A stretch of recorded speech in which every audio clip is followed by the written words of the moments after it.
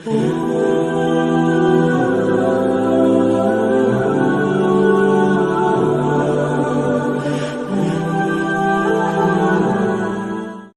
اللہ الرحمن الرحیم۔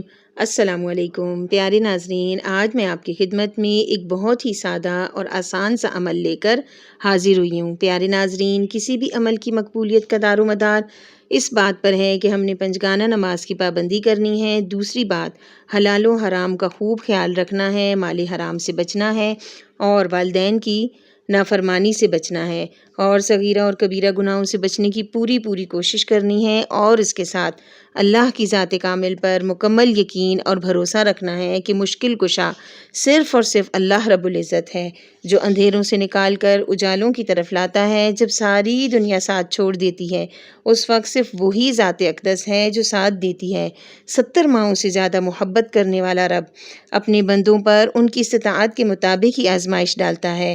ہم اپنی ماں کی محبت کو جب دیکھتے ہیں تو یہی کہتے ہیں کہ ہمیں اس سے زیادہ کوئی چاہ ہی نہیں سکتا، کوئی ہمیں اتنی محبت دے ہی نہیں سکتا۔ تو وہ رب جو ہمیں 70 ماؤں سے زیادہ چاہتا ہے، وہ ہمیں کس طرح ایسی تکلیف میں مبتلا کرے گا جس کی ہماری استطاعت نہ ہو۔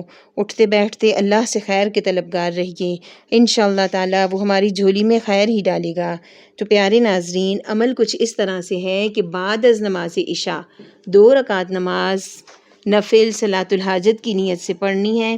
اس کے بعد وہیں جائے نماز پر قبلے رخ بیٹھنا ہے اور اول 11 مرتبہ درود ابراہیمی پڑھنا ہے، پھر اس کے بعد یہ تسبیح 1000 مرتبہ پڑھنی ہے، اور پھر آخر میں 11 مرتبہ درود ابراہیمی پڑھ کر اللہ رب العزت کی بارگاہ میں خصوصی طور پر دعا کرنی ہے، خوب گڑ گڑا کر، اور پھر آخر میں 100 مرتبہ استغفار پڑھنا ہے۔ انشاءاللہ تعالی اس عمل کی برکت سے جائے نماز سے اٹھنے سے پہلے ہی ہر قسم کی جائز حاجت اور مراد پوری ہوگی۔ تسبیح یہ ہے: بسم اللہ الرحمن الرحیم، سبحان اللہ والحمد للہ ولا الہ الا اللہ واللہ اکبر، سبحان اللہ والحمد للہ ولا الہ الا اللہ واللہ اکبر۔